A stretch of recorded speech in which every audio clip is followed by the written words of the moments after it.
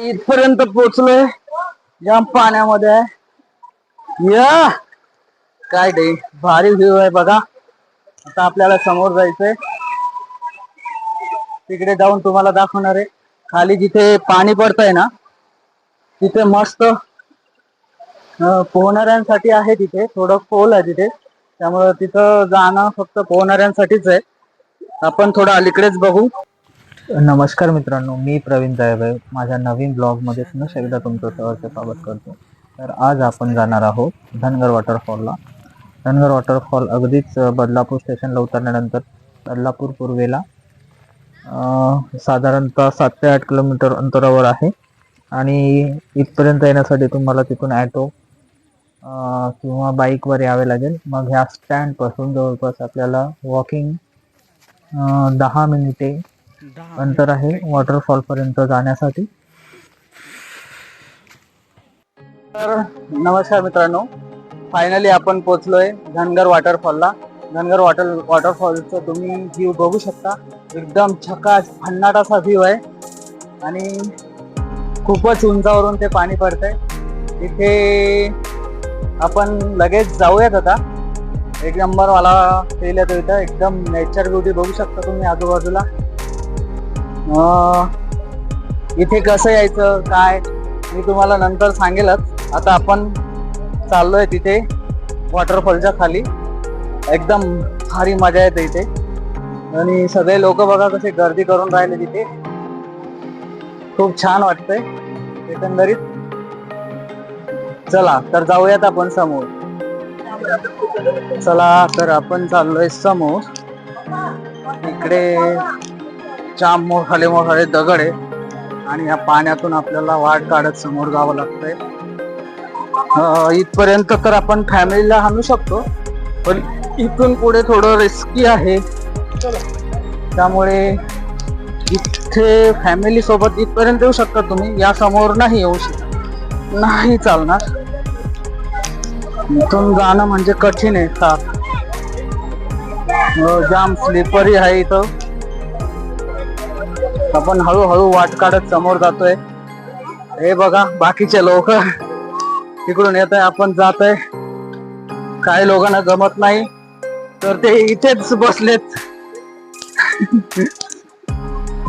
जागीच बसलेत. समोर जाता येत नाही म्हणून. पण आपण तर जाऊनच राहणार.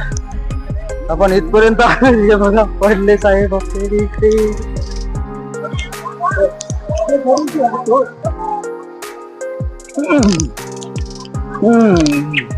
असं वाट काढत काढत आपण समोर यायचं. इथे ओ स्लिपरी आहे जाम.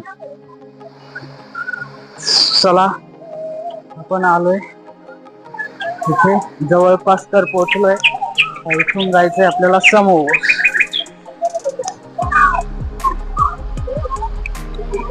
एकदम भारी आहे. इथपर्यंत पोहोचलोय. जाम पाण्यामध्ये आहे. या काय डे भारी व्ह्यू आहे बघा. आता आपल्याला समोर जायचंय. तिकडे जाऊन तुम्हाला दाखवणार आहे. खाली जिथे पाणी पडतंय ना तिथे मस्त पोहणाऱ्यांसाठी आहे. तिथे थोडं खोल आहे तिथे, त्यामुळे तिथं जाणं फक्त पोहणाऱ्यांसाठीच आहे. आपण थोडं अलीकडेच बघू. जमलंच तर पलीकडे पण जाऊ. हा धनगर वॉटरफॉल आहे बघा. हा त्याचा व्ह्यू आहे बघा. ती भन्नाट वाटत. एक नंबर नेचर ब्युटी आहे इथे. निसर्गाने पूर्णपणे वेढलेला, निसर्गाने साज शृंगार करून नटवलेला हा परिसर. हा परिसर जर बघण्यासाठी तुमच्या नशिबात असेल किंवा तुम्ही जर आसपासचे असाल किंवा इकडे जर तुमची व्हिजिट होणार असेल तर तुम्ही नक्की या प्लेसला व्हिजिट करा. तुमचं जीवन सफल होईल या प्रकारचं हे स्थान आहे. खूपच छान आहे. आपण आता मार्गक्रमण करत करत शेवटपर्यंत पोहोचतोय. वा जाम स्लिपरी दगड आहे तिथे.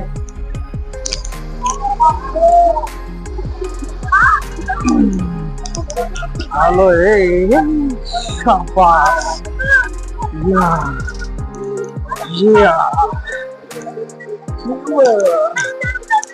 या पोचले आपण इथे आता.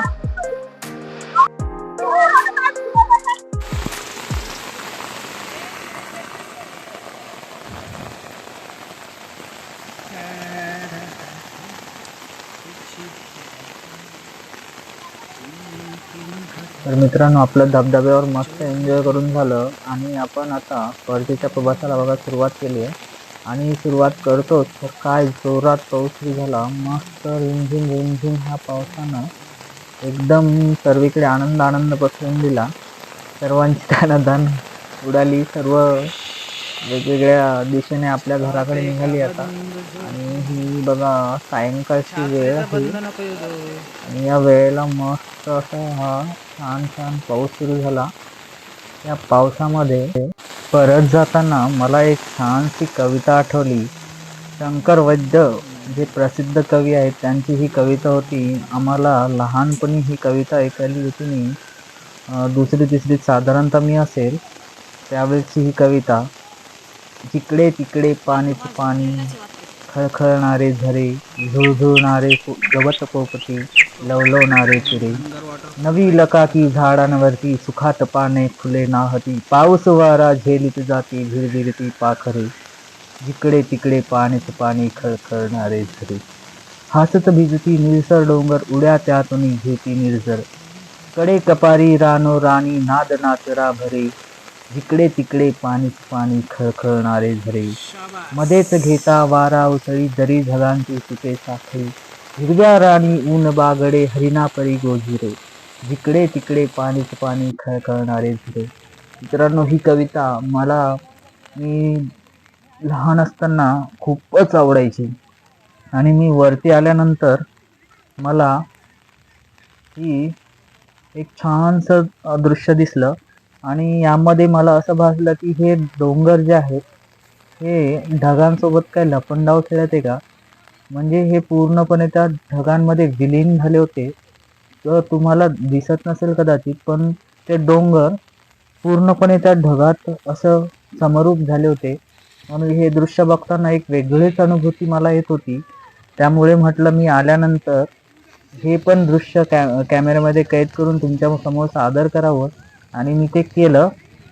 आणि मी या स्थानाची आता रजा घेण्यासाठी समोर जातोय. आणि तुम्हाला हा व्हिडिओ कसा वाटला ते मला नक्की कमेंट करून सांगा. आणि माझ्या चॅनलला लाईक, सबस्क्राईब आणि कमेंट करायला विसरू नका.